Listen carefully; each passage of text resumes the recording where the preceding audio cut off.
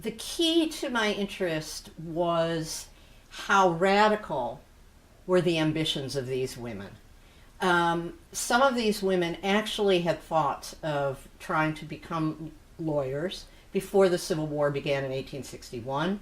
They put off those ambitions because of the war, but by the end of the 1860s, some of the women whose biographies appear in Rebels at the Bar had started to go after an education. So the first thing that we have to remember is that law was an all-male profession at this time. There were no women in the profession of law. And in general, when men became lawyers in this period, in the 19th century, Civil War, right after the Civil War, most men became lawyers by finding an attorney who would take them in. Today, what we would call an internship, then called an apprenticeship. They would do tasks for the lawyers, copy papers. It was actually quite boring. But at the same time, the lawyers would tell them about whatever they were doing. So if they were copying, say, a will or a writ, the lawyer would explain the law of that particular writ or the law of estates or whatever. Okay. There were a few law schools. Some started up and failed. Others kind of squeaked through.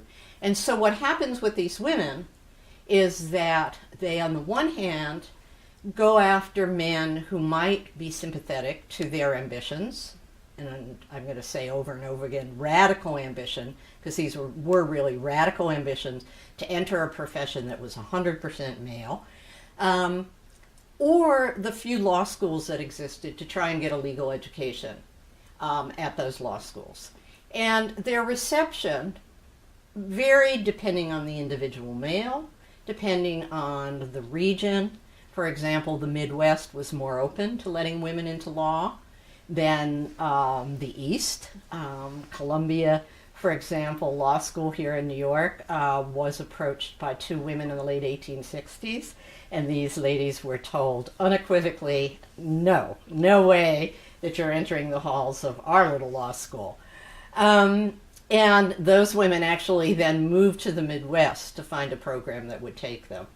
So you have, by the 1870s, you have a very few women coming through the legal education process, which is the initial barrier, both through apprenticeships, fathers, brothers, uncles, people known in the community who admired these women as smart, who would take them on as apprentices, or a few who go to law school.